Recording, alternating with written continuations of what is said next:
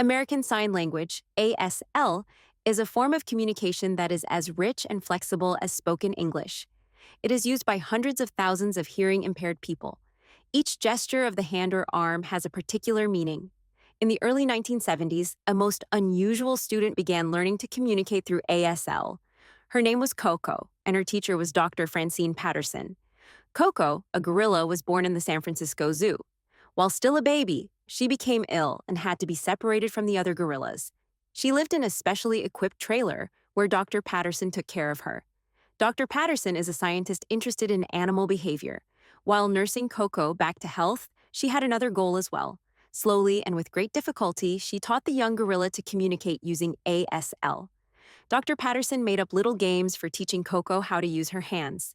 She began by working on words for food and drink. She would show Coco an object, say the word, and make the sign. For example, she would sign the word for drink before giving Coco a drink. Coco began to show that she understood Dr. Patterson's gestures after only 2 weeks. Once she made the association between hand movements and the objects they represented, she quickly began to learn words. By 18 months, she knew 22 signs. By 3 years and 3 months, she could make 78 understandable signs. Over a period of 6 years, she learned over 1,000 words. She could even string words together to form simple sentences. Dr. Patterson also used picture books to teach Coco new words. Coco preferred looking at books with pictures of gorillas and cats. So when Dr. Patterson asked Coco what she wanted for her birthday, she wasn't surprised when Coco requested a cat. Coco was usually a very amiable creature, but when she opened Dr. Patterson's present and saw a stuffed animal, she was furious. She threw it away. Dr. Patterson tried to coax the unhappy gorilla to play with the toy cat. Her attempts failed. Coco knew the difference between a real cat and a toy one. She shunned the stuffed animal completely. She wanted a real cat. A few weeks later, Dr. Patterson gave Coco a little gray kitten. Coco picked up the kitten very carefully and caressed it gently. When asked what she was going to call it, she signed All Ball. Perhaps she gave it this name because it had no tail. Without a tail, it looked just like a ball of fur.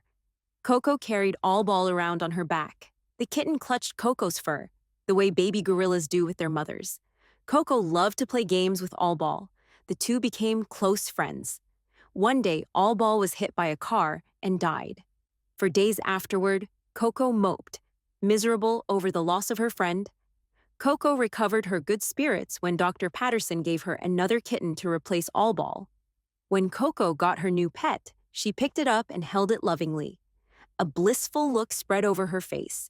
With language comes the ability to make jokes, and also to lie. Coco learned to do both. One day she broke the sink in the trailer. When Dr. Patterson asked her who had done it, Coco signed the name of the person who had been in the trailer with her. Another time, she pointed to a white towel and signed red. She was corrected several times but refused to admit she had made a mistake. Then she slyly picked a tiny piece of lint off the towel. It was red. Gorillas seldom live longer than about 35 years. But in 2015, Coco had a birthday. She was 44. The present she was given, a pair of kittens.